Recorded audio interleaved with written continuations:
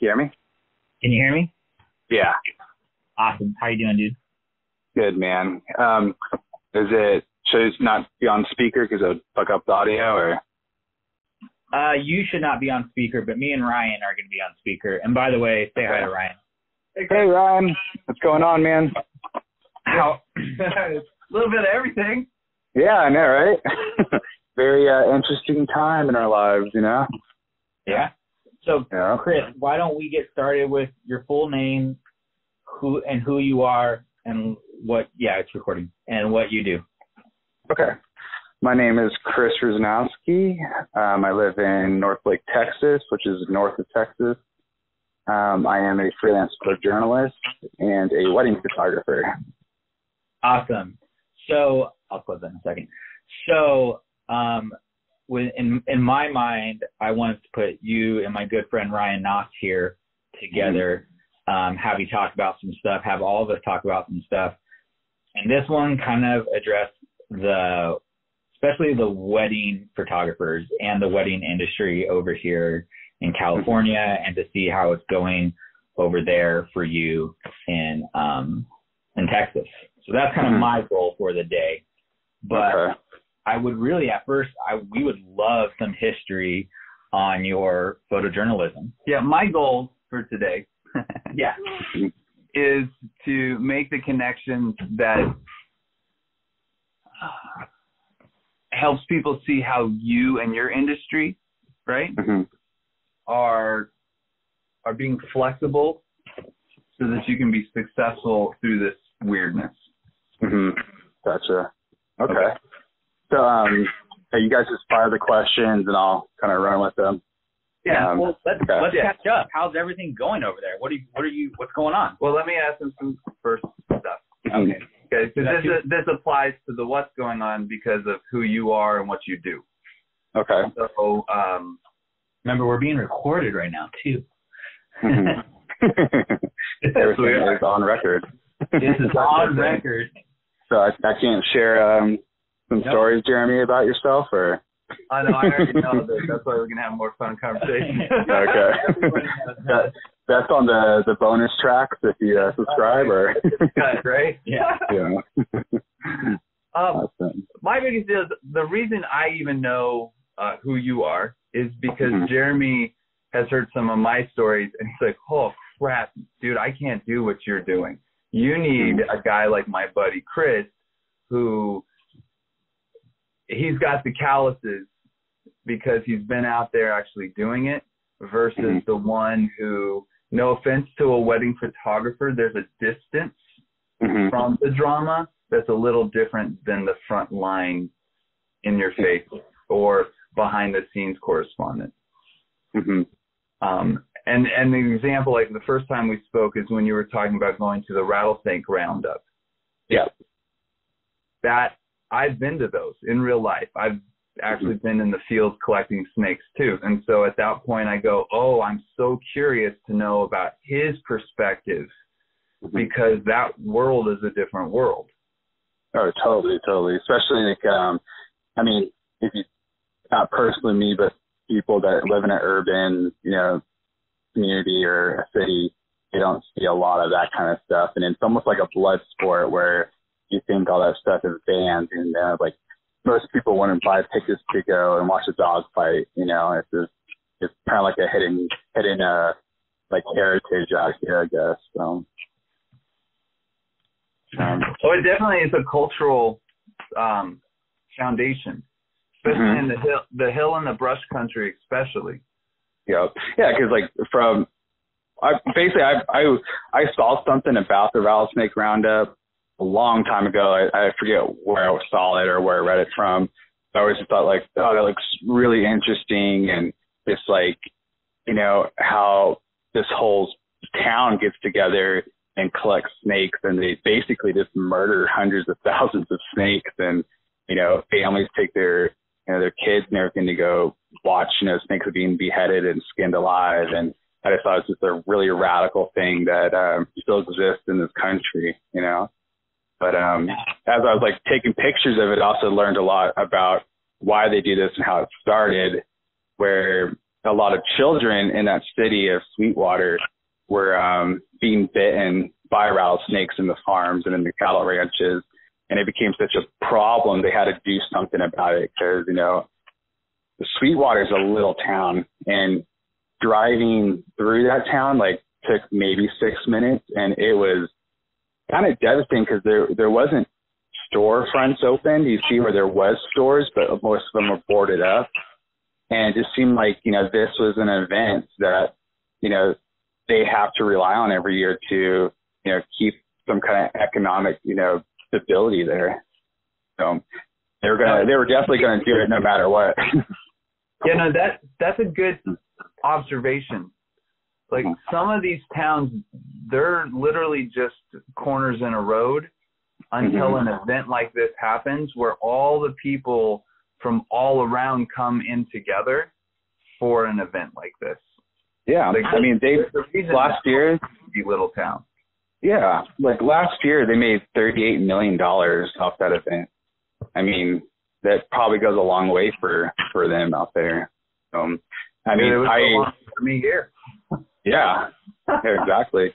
And you know, it's like a lot of people don't understand. Like, a lot of people don't understand that if they haven't been to one of those places or like lived in one of those places, and you know, there's not a lot of opportunity. So when they have something that popular that people from all over the world go and check out, I mean, it's a big thing. And you know, there was a lot of questions of whether or not they're going to have it this year because of the pandemic and everything. And the guy that runs it, the host, his name's Rob, and he said, you know, they're taking precautions and everything, but you know, they needed to do it.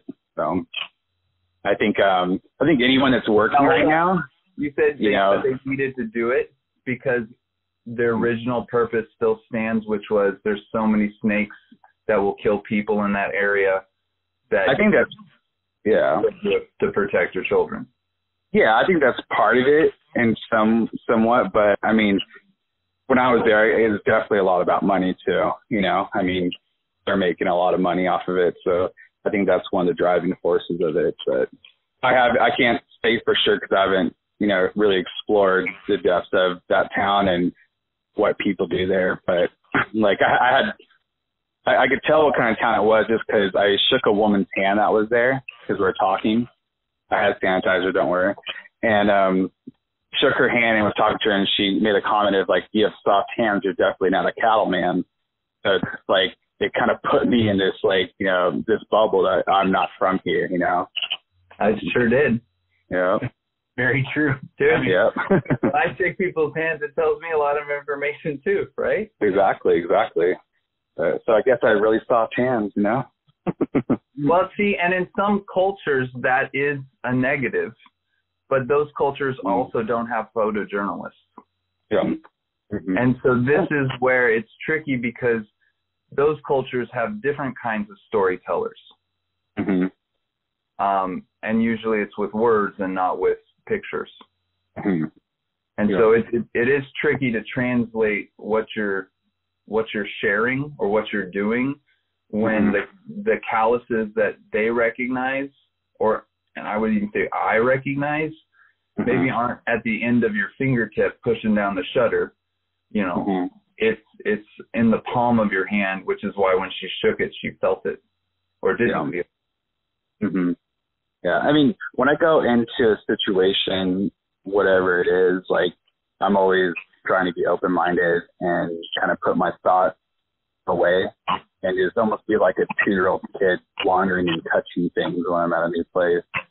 Just because, like, I think a lot of people bring judgments with them when they're, you know, covering something or photographing something, because you kind of have the responsibility in the sense that you're like sharing to the whole world, like, what this is. And if you say something negative or positive about it, that's what people are going to think about it. So I kind of like to just, you know, let other people kind of see it and make their own judgments of it.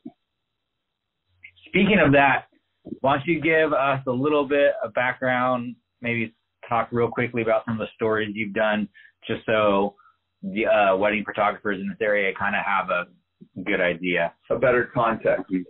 Okay. So photography in general, I got into it because it kind of gave me a purpose in life, and I grew up in some rough neighborhoods when I was younger, and was kind of targeted a lot by people. And until today, my grandmother, she put a camera in my hand, and it kind of gave me a sense of belonging. And I noticed that people stopped looking at me as just a target, but as someone that could contribute to them.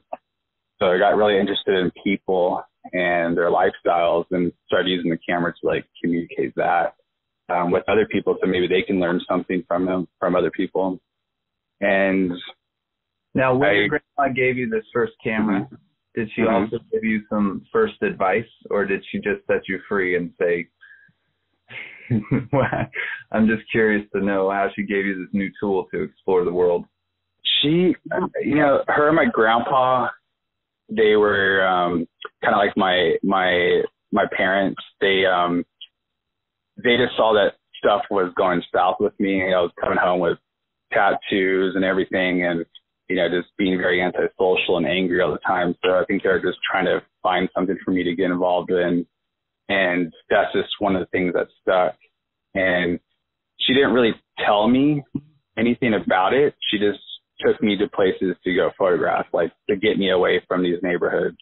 And I think that's what really excited me the most, was I was able to see a whole world outside of those neighborhoods.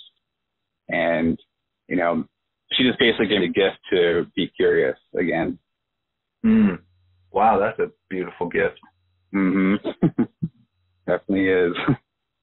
But so yeah, I started just taking pictures, and I really wanted to get good at photography, so I tried a lot of different things in photography, from action sports to fashion. And then the one that really stuck was during the time of 9/11 was when photojournalism kind of came into my life, because my father was sent to Iraq, and I was glued to the TV when that was going on, and just remembering all the stories and images that were coming on to the TV, and just how it, you know, made such an imprint on me. And I came across this magazine with this photographer's name, Tim Hetherington's work, about Marines up in Iraq and Afghanistan. And I was just like, those are the kind of pictures I want to take, something real, something that means something, you know, something that's deep. And then from there, I just kind of took off and just kind of put myself in situations to get those kinds of stories. How old were you when that happened? When 9/11 happened? Yeah. 9/11, I am going to be 29 this year. You're in like about, 6th grade. Yeah. Yeah, maybe in 4th grade. Yeah. So how do you turn the camera into a tool to make money? Hold on. Sorry, because I'm trying to get the point, because So Jeremy's trying to translate for me different people who will listen to this. And we just made a jump in my understanding from the outlet that you were going, and then the reality that an outlet is wonderful, but if you still aren't taking care of your needs, you got to do that. And so it is a beautiful thing when you have this gift that becomes then a tool that you then realize you can use it in all kinds of different areas. And so you must have seen that other people wanted to hear the stories you were telling with your pictures, and therefore pay you for them because they're too busy doing other things. That's why you take pictures. I take pictures because I hate seeing terrible things happen to people, and I wanted to expose those things so others could understand. And, you know, the whole money thing with getting paid, like, yeah, you have to make money, of course, and you have to pay bills. And I haven't really perfected that with the photojournalism stuff. I haven't perfected in doing that. I've always just, when it came to photojournalism, I didn't really care too much about money. I cared about creating and sharing. So the commercial stuff I do, that's the money maker. That's the job, you know. And so that's where the wedding photography becomes the generation of income. Yeah, especially today. I mean, journalism's dying. I mean, they're laying off photojournalists almost in every newspaper. When I first moved out to Texas, they laid off 10 staffers. You know, I mean, there's just no more room for these professionals, and they find themselves in situations where they have to do other mediums of photography so they can pay bills.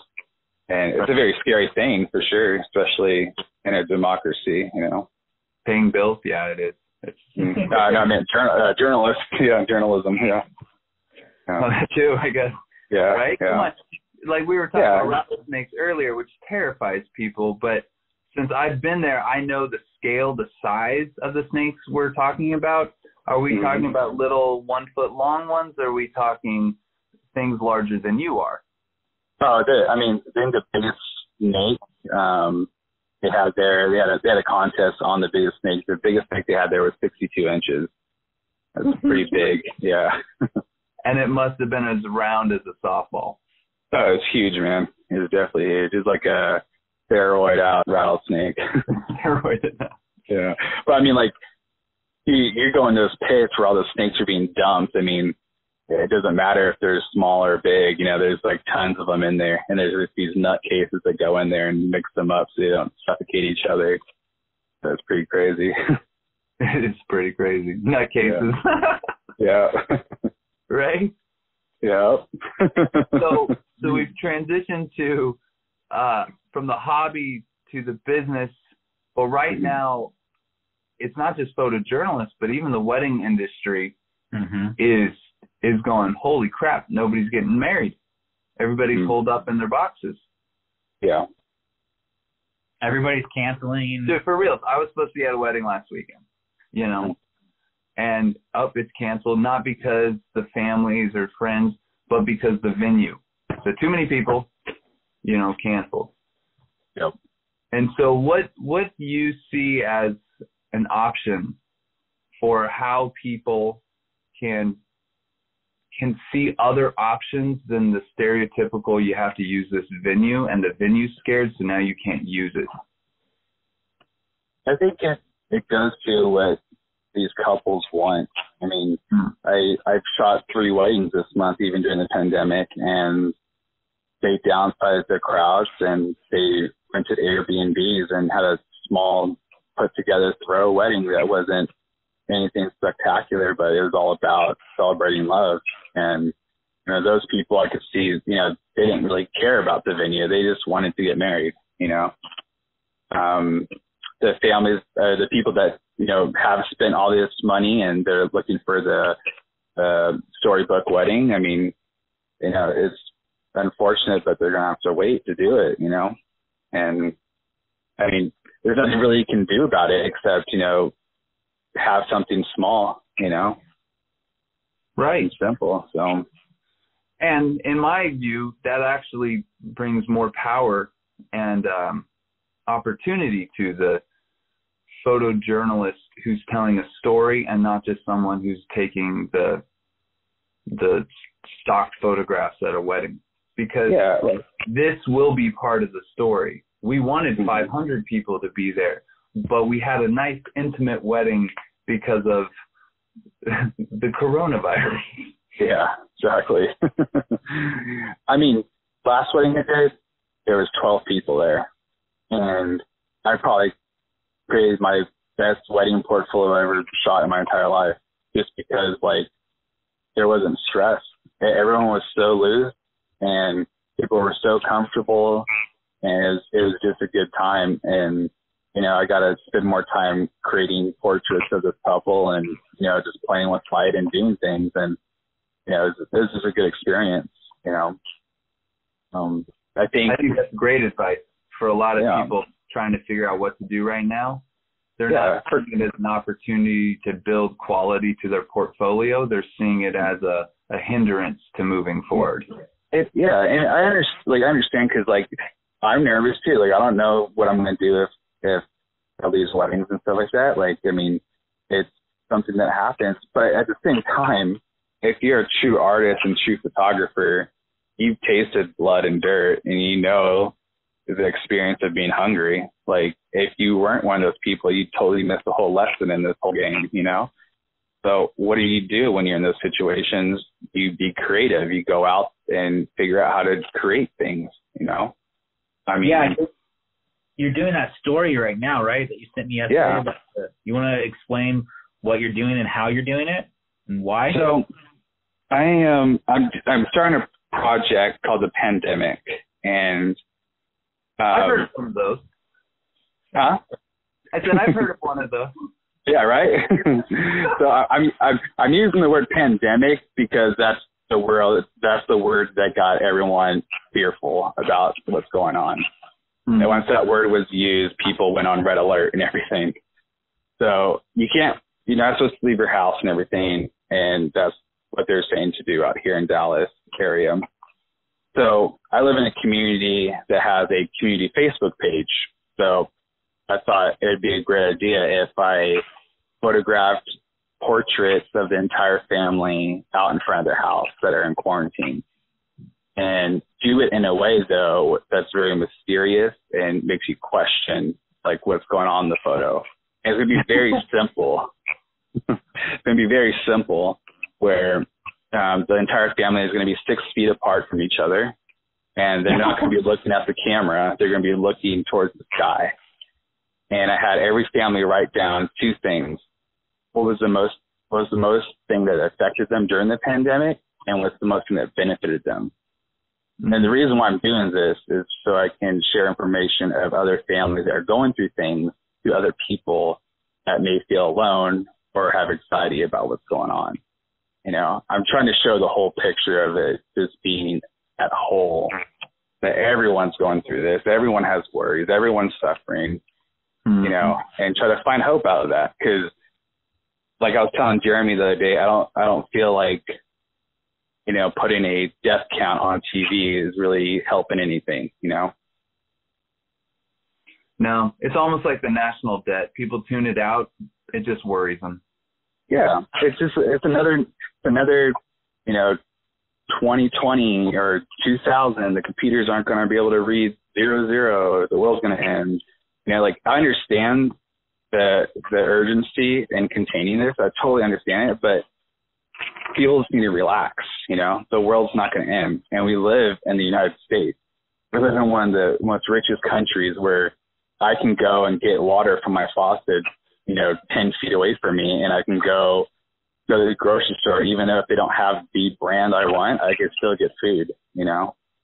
So some of this is just perspective because you've traveled around the world and you've been to places going through other forms of crisis, and you've seen them survive. Not really. No, not really like that. Like, I'm not trying to tell people that they should be grateful of where they're at or anything like that. I'm just trying to share stories. I have my own, you know, idea about life, and like everyone else does. But with my work, I just leave people with questions or their own judgments. I'm not trying to tell people what to do. That's why all these photos are going to be doing is representing these families, each household, and writing down what's affected them, what's benefited them. And a majority of these families have written down how much time they have with their family members. Now that's like the most important thing. So there's more good that people are talking about than bad. Isn't that great? It's crazy. Yeah, I think it's amazing. I mean, I've seen so much more creative things on the web than I've ever had, you know, in a long time. Like, just stuff where I'm just like, geez, like, that's awesome. Like, you know, these people have time now to be creative, and it's just amazing.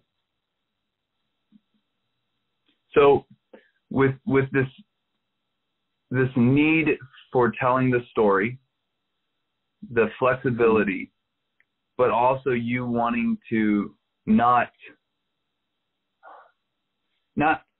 tell a story in a way that you're leading the story in this panicked paranoia anxiety, but represent the story as a whole, so people can kind of, like you said, the family standing outside, they could all be standing in a circle looking away, protecting themselves on this weird guard, right?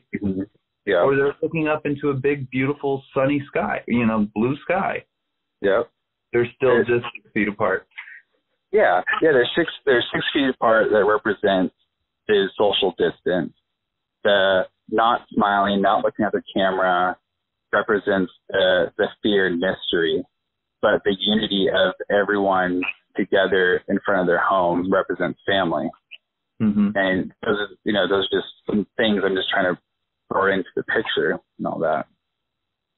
Because I refuse to go on an assignment and take pictures of empty grocery store shelves and people running around with masks on and, those types of pictures, like I don't really want to contribute to that because there's already enough of that in there, like how many more empty shelf pictures can you see, Well, see, I think that's part of the dilemma right now is that an empty shelf means a lot, but what they don't have is the picture 10 minutes later after the guy who stocks the shelf did his job. Mm-hmm. And then the people buying it and going home and doing, like, that's the cycle, right? Yeah. We went to the grocery store the other day in the morning and there was food. It's just after the food gets taken off the shelf. Huh? I know, because that's where you go to look for it. It's there. Yeah, there's food. And like after, at the end of the day, I'm sure it gets, taken off the shelves, but here comes the next truck with another load of food and all these things. And it's like well stocked, it's just, I think it's just panic. That's all it is. People are afraid and they're just buying and buying, It's like the whole doomsday prepping thing, Yeah, but that point, like you're saying, it's a doomsday perspective versus spending time with your family perspective. Yeah. Like there's a different energy for sure to it. Yeah. I mean, there's people on both sides that are, taking this time and using it correctly. And there's people that are just panicking. My sister's one of them, she ended up losing her job and she doesn't know what she's going to do. And, I'm just trying to tell her like, hey, like, use this time that you always wanted to, have free time to do things, focus on school, focus on making a plan, focus on you, I think some aspect of this that makes it harder to feel comfortable to do that is that there's no end point. It's not like, it's only going to be a week, and so therefore you can schedule and figure out where you have some free time, especially now with not knowing how long it's going to last. Then you spend an hour standing in line to go get toilet paper. You see what I mean? And then they don't even have it, so you're now in more of a panic. Mm-hmm. So if everybody was told, hey, this is a 2-week mandatory vacation for the entire country because everybody's stressed out, mm-hmm. and the best thing you could do is stay at home and nurture yourself and your community, mm-hmm. people would have a different feel to a 2-week period than, man, I don't know, maybe next year sometime. Yeah. Yeah, I get what you're saying. And yeah, I see how that is worrisome, not knowing when it's going to end. And I hope this too also sheds light on how unprepared we are for these types of things and how our government really isn't doing what they needed to be doing, But, so what can the community, the wedding community, the supportive network and community that takes care of, talk about an experience that has an end date, right? Everything is set up to fulfill itself by a certain time, and if it doesn't, there's drama. But you, as a member of that community, don't know when the weddings are going to be anymore. Yeah. But it's really about a wedding. It's about the stories. Yeah. Well, with the weddings, I think, say if down the line it's like 5-6 months, we're still doing this and we don't, it just keeps going and going. One of the things is contacting couples and, just giving them the option of doing an elopement or having something very small at home, and then once this is over, plan to have their big celebration, Mm-hmm. That's a really good idea. Yeah. You just got to find solutions, because to me, it's not productive if I'm just going to sit at home and hoard and worry. There's no hope in that, and there's all you do is just worry and stress yourself out. I'm willing to wake up every day and figure out an idea of how I can make today productive and better. I keep up with the news, but I'm not letting it run all day and filling things in my head with fear. Right. I can't do that. You're actually saying, I get paid to take pictures. How am I going to do that in a creative way today? Yeah. And I think actually you guys have an easier job than I do in my field, because you stand behind a lens and automatically have 6 feet of social distancing. Yeah. You could shoot anything with a longer lens and everything. Right. You should have even more comfort. Exactly. And, you know, for the photographers out there that are suffering, hey, all the family is together right now. Offer family portraits. You don't have to be right in their face to take them. You know, go to their house and do some family portraits in front of their home. You know, I mean, there is opportunity out there. You just got to figure it out. So we have Christmas pictures, and I do know that photographers understand how important those are. Yeah. As a surge within the year of financial opportunity. Mm-hmm. Why don't we have just another C instead of Christmas pictures? It's Corona pictures, where the family's all together with disposable time and energy, and it might be nice to have everybody who's already together get together with some other guy there to memorialize this unique experience. Exactly.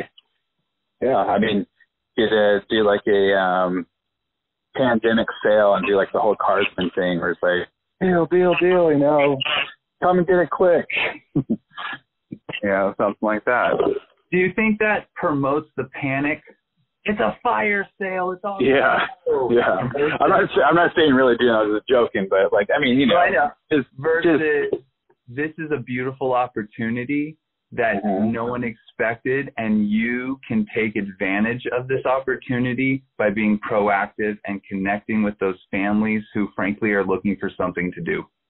Yeah, exactly. It's go back to the basics with, you know, collaborating and creating, you know, like look at each household has members of a family that do many different things, you know, I mean, and we have the internet. We can do a lot of things online too that connects us, like without actually being there, you know. And like we did it anyways before the pandemic. What's the difference, you know? I mean, we can collaborate and create things online. So if the difference between then and now is fear, especially of the social component, you're literally giving options that don't have to require the social interaction in the same way, because you can utilize technology. Exactly. Yep. Well, I think there's obviously fear because people are fearful of getting sick, obviously. Now, running around doing a project isn't much different than going on a walk. You know, if you're standing at the sidewalk taking a photo and they're on their porch, you're a solid 20 feet away, if not more. Yeah. So that's, you know, that's not necessarily scared, obviously, or fearful, but obviously wedding people are more fearful of, you know, because an average wedding around the California Central Coast is around 100 to 120, if I remember correctly, people. Yeah. So you're saying we could adapt to 12 because what's going on right now, being one of the wedding photographers in the industry in the area of California Central Coast, is seeing everybody getting their wedding canceled. Even I finally had one actual cancellation so far, and they posted one of my photos of them and a big red stamp on it. It said canceled. Oh God. Which was cool. I was like, oh, that's a different way to look at that photo. Like, damn, right? It was definitely like a moment to where you're like, oh, that photo, like, okay, cool. And they of course were like, hey, would you still photograph us on the day or even allowed outside? And one of them is a doctor, or is finishing their schooling to become a doctor. And I was like, yes, of course, if we're allowed outside, I will. Has anyone said don't go outside? Like, I mean, there's a lot of people. Like, I mean, most, like the city here, they're telling. Say again? I said, you've talked about distance, So you have families standing outside their front porches, right? And you're within the appropriate shutter or, you know, focus length for what your project is. Yeah, I told them all that I'll be shooting from the street or the sidewalk. That I told them because of, you know, your safety and your family safety, we're not having direct contact with each other. So, like, and that's most personal. Well, you gotta think of these people. You know, you gotta protect people that you're photographing and everything. So, and you also, like, I don't want to be one of those guys that are, you know, breaking the rules while there are nurses and doctors risking their lives trying to fight this. I don't want to contribute to that, you know. And it's crazy because a couple of these families are doctors and nurses. So, I mean, it's going to be interesting photographing them when they're definitely on the front lines fighting this, you know. Yeah, they are. Yeah. And it's actually an amazing opportunity and gift that you can give to them because they're separating themselves from those families and they're the ones going into the vulnerable places to help other people. Well, exactly. Check this out. Right now to our page where I want to post this, which is the California or Rad Central Coast Wedding Photographers, where we all communicate. 1 hour ago, somebody just posted, just curious to hear other opinions and if they would take this. I'm imagining if the pastor was hosting this indoors with a very limited number of occupants, we should be okay. So this is starting to happen over here of what you're suggesting. And it shows a text message of like, hey, is anybody willing to, you know, are you willing to photograph if we downsize? And in comments here, somebody said, so hold on, let me set just make sure I understand. So this is someone who's getting married who says, well, I've already talked to the pastor. I'm looking for other options. I'm happy to downsize the 120 whatever people to an appropriate size. Is anybody out there willing to work with us? And then this is the response to the... Yeah, look, in this text message right here, one part I will read, it says, the photographer, I believe, says, can we run down the details? Things have changed for photographers as far as taking photos in public. And then somebody else in the comments says, man, this is tough. If you get caught, you could lose your business license in California or get a nasty fine. But it's not on church property, so, you know. What's going on with you guys in California isn't happening here. And if I was in the position out there and that's going on where my license could be threatened and your business could be shut down, I would follow the law. Yeah, I would follow the rules that they're I don't know why. out there.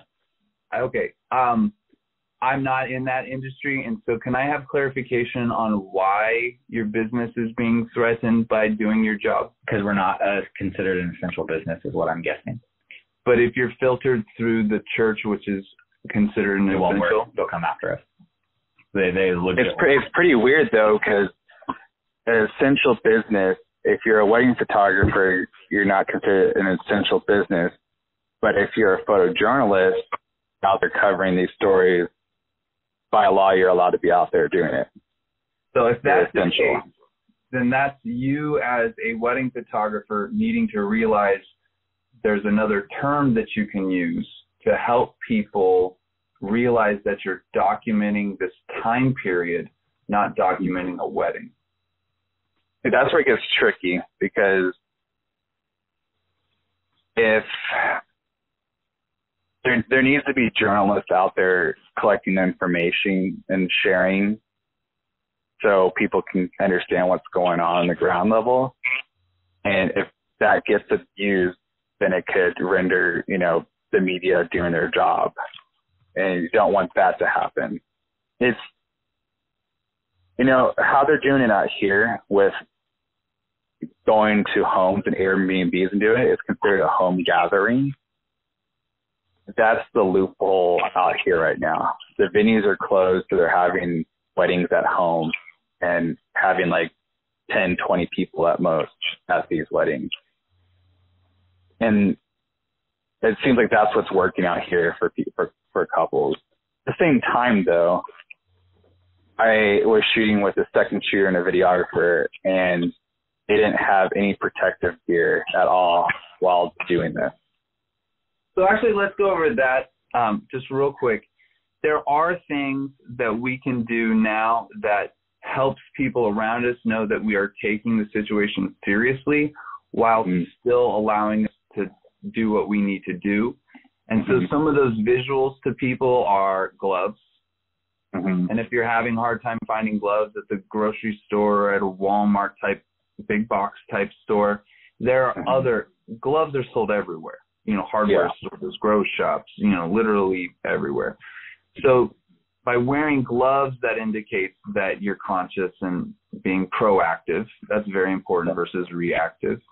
Good upfront communication, communicating with them of where you're going to be, where you want them to be. That's just helping people be more comfortable with boundaries. So that's good. What are some other things that you recommend that will help people who take pictures for either photography or photojournalism, you know, but people who are using a camera as a tool right now to help take pictures in a way that make the subject matter more comfortable? So with me, I've been wearing gloves. If you can't find gloves, another thing I found out is if you look at women's hair dye, it comes with black gloves and those packages. That's one way you can get gloves if you really cannot find any. Or there's other, I mean, like text guarding gloves you can probably buy somewhere. Just anything that's basically going to put something between your skin and touching something in this case there was COVID on it. Mask too? But yeah, I wear a mask at N95. Luckily, I've gotten those from family members that had them.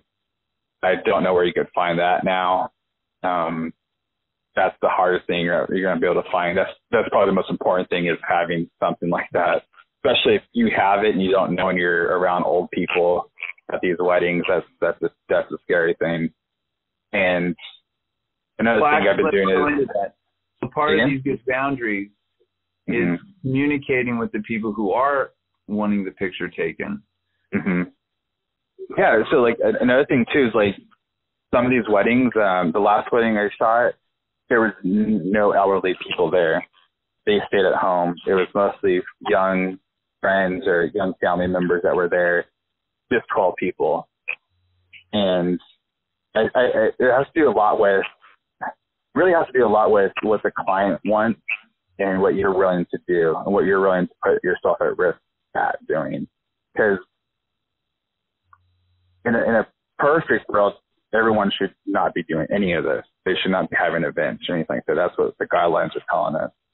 But I don't know. To me, it's like if you can have a small event and have us come in there and then we're wearing protective, you know, PPE, then, you know, we can make this happen. But the problem is, it's like I noticed too at some of these weddings that people were not taking it serious. You know, they weren't, you know, using hand sanitizer or anything during the whole wedding. So it's a big risk to go on these events, especially being an event photographer. I mean, there's no real way of saying how to do this correctly. It's really how much you're willing to risk as a client and as a photographer, you know. Well, and the recommendations to minimize risk are very clear, so people can keep the social distancing. You talked about personal protective equipment, PPEs, the masks, the gloves, things like that. And clean your equipment, like using wipes, because your cameras are dirty as hell.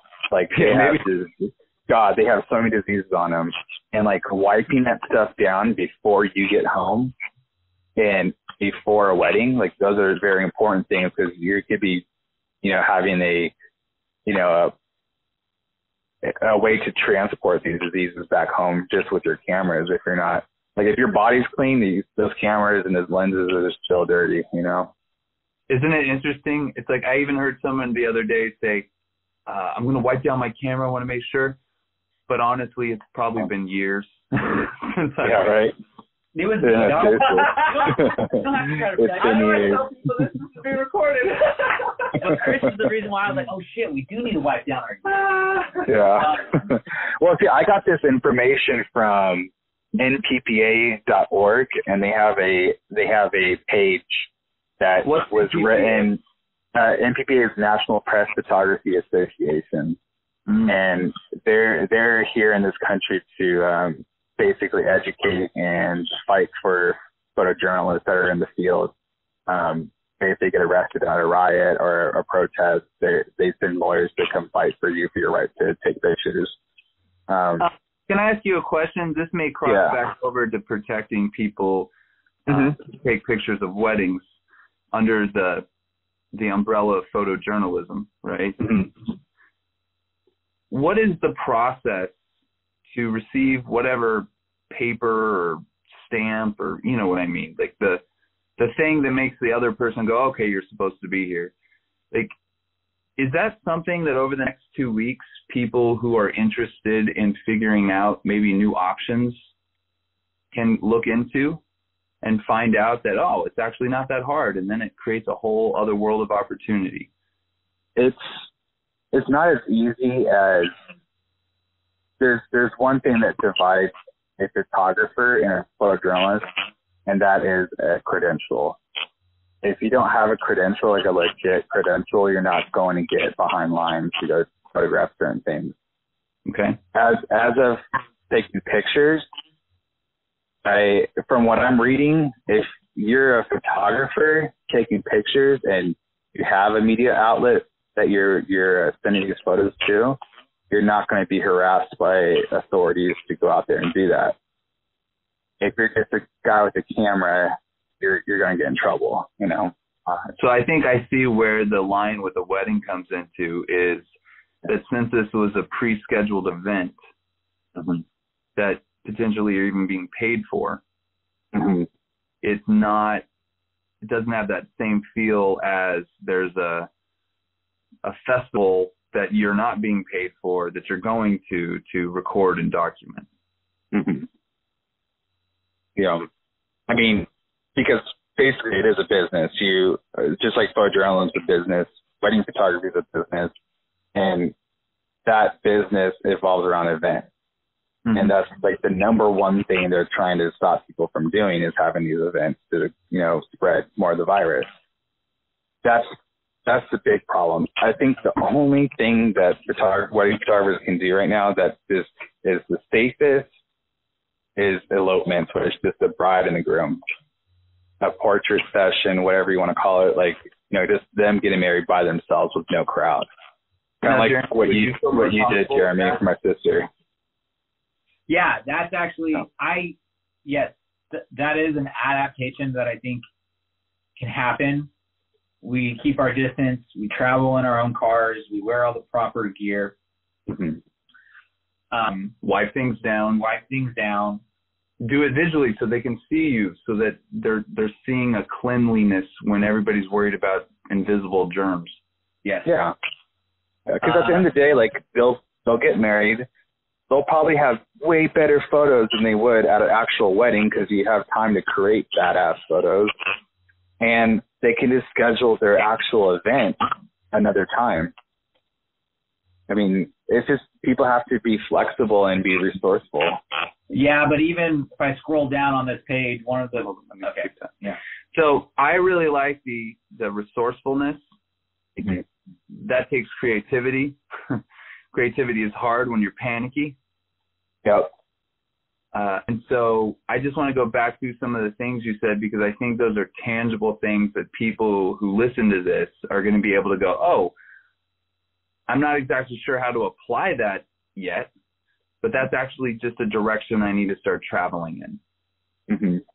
And so we've talked about like what you can do personally, but now we're crossing over into how you can comfort them so that they want to move forward too, because they're actually, in my view, a lot of people are asking people to help them, but they're not sure who's willing to do it. And so to respond to that text that Jeremy was talking about earlier, if someone says, hey, we've changed absolutely everything, is anybody willing to work with us? The answer is yes. And then you list off the 5 things that you're doing and the 5 things they need to do. And then at that point, you got a perfect 10 and you move forward. Yeah. And just protect yourself and protect the others, you know. I mean, those are the two other important things to do. Like, if you're going to be one of those guys that shows up to a wedding, you know, even a small event, and not wear a mask and not wear gloves, you know, you're really putting everyone at risk at that point, you know. Especially if there's older people there, because this is a time where parents and grandparents want to see their loved ones get married, you know. So, and this actually is where the power of the photographer comes in, or the videographer comes in. Yeah. Wow. Which I would you gotta say think as a person, not just a photographer. Like, you have to think as a person, you know.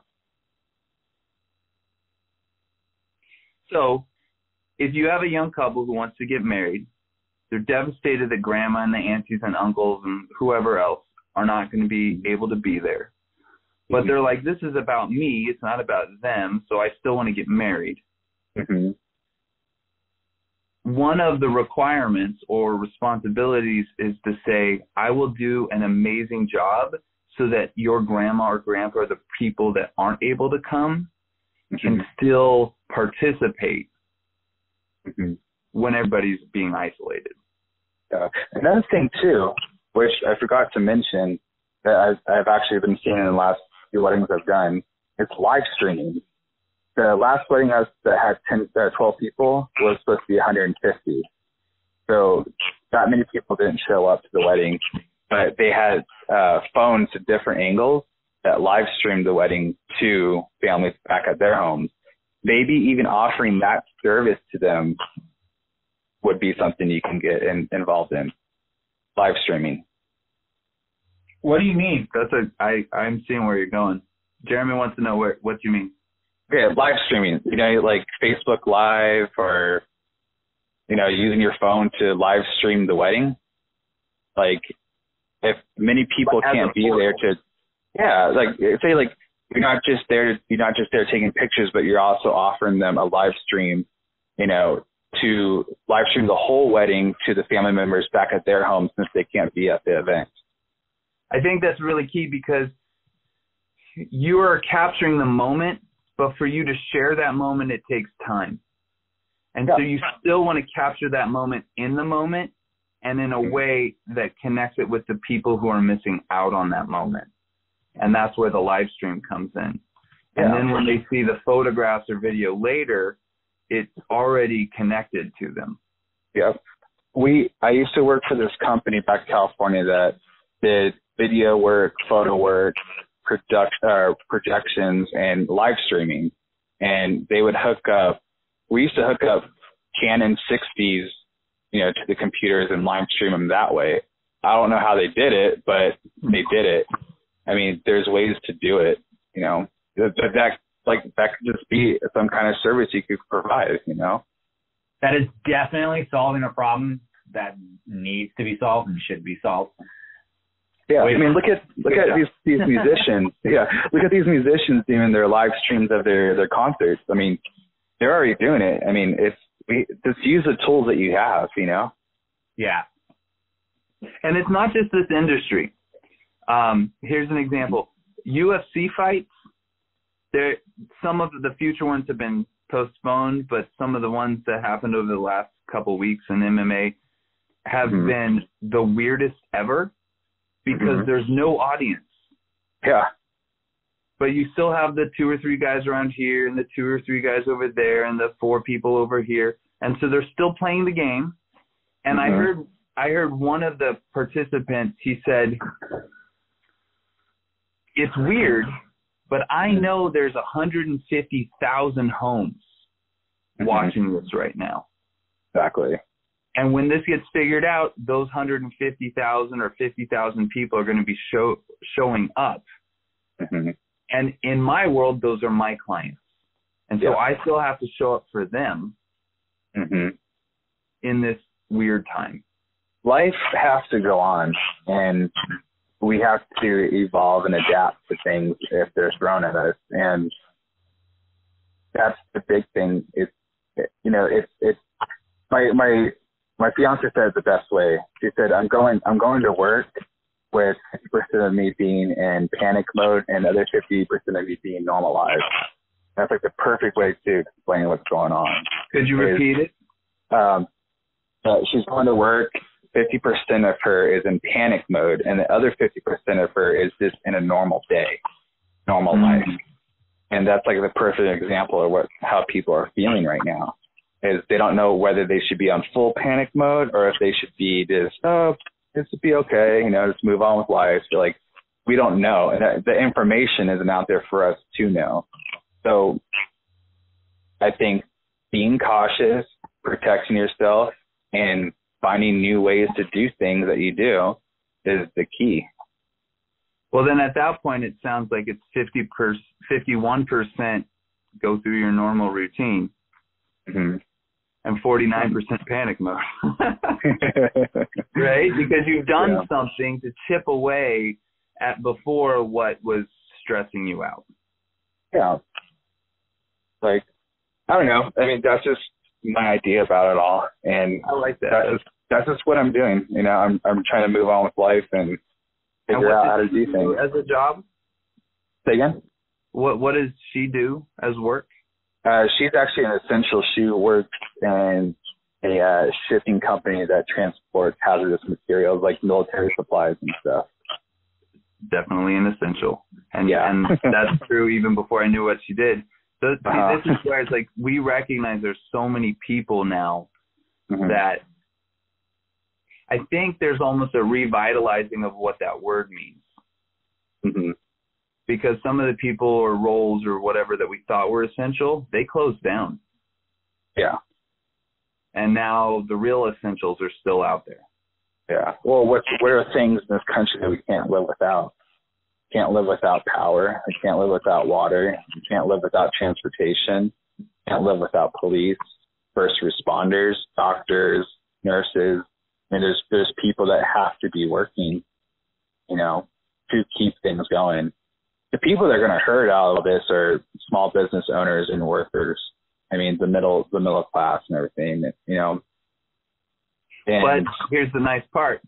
Mm-hmm. Those people who are going to be hurting are also the majority of your clients. Yeah. Mm-hmm. Which we work with them, Yeah, so work with them. Like I watched something the other day about there's like this one of those stupid clickbait YouTube videos about how you can make, $5,000 in 1 month with taking pictures. And there's a couple things. I clicked it. And but there's a couple of good examples in there. One of them was doing these $50 shoots 10 times a day or 10 times a week, and you'll get there kind of thing. Mm-hmm. And it kind of makes sense, like doing smaller scale jobs for smaller scale money, but doing a large quantity of them. I mean, something like that. Or say like one of your wedding clients, the wedding's been canceled because of the venue. Maybe you offer them right now at discounted prices on the elopement, and if they do decide to go on with a bigger event later on, then you could charge them the remainder, but give them like a discount price. It shows that you care and you're kind of humanizing yourself too by showing that. That kind of goes a long way. I would word it differently. Mm-hmm. And the only reason I would do that is because your services aren't discounted. They're valued. Yeah, it's valued. So there you go. At that point, with whatever wordplay you want to, use, it's in essence, it's a Corona package. Yeah, there you go. The Corona package. Right? Yeah. And instead of it being like a negative virus, we want to make it, the word Corona is that beautiful outer ring of like an eyeball with the sunshine, or, the Corona, that fire to it, right? Mm-hmm. We're just having a different kind of situation here because it's a smaller scale. Therefore, you're not getting a discount on the normal services. You're going to get a different service. Yeah, there you go. That's way better put. One of the things I was able to get such a large response with this project I'm doing right now, with the portraits in people's front lawns and everything, was I offered them a end of the pandemic free family portrait shoot.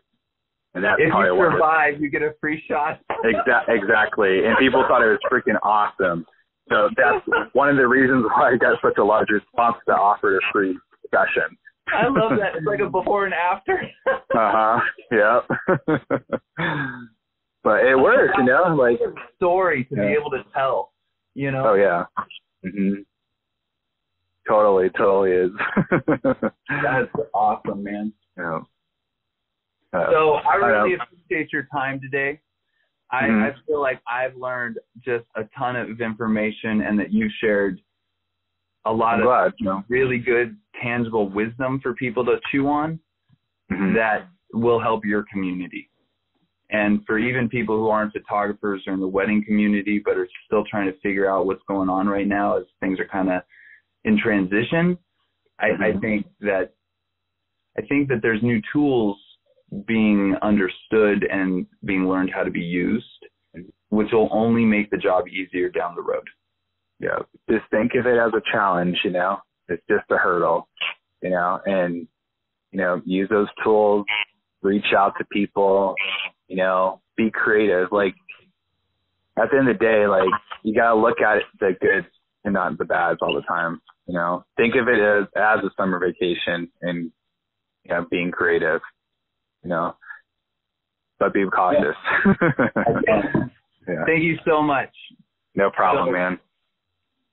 Once again, your name and where people can find you on the different platforms. Yeah, my name is Chris Rusanowsky. You can find most of my work on www.chrisrusanowsky.com. And how you spell Rusanowsky is RUSANOWSKY. And my social media handle is @Chris Rusanowsky on every platform. Excellent. And we'll have that posted when we put this up online in the, the write-up or comments underneath, so people can link over and connect. Awesome. Thank you so much. No problem, man. All right, dude. We'll talk. So we're gonna close the little podcast thing part down now, the recording. Okay. If you want to, then we don't have to get off the phone exactly at this second. So if you want to say something or talk about it, it's not going to be recorded now. Yeah. So I was kind of interested. Hold on. I'll call you right back. Okay. Okay. All right. Bye-bye.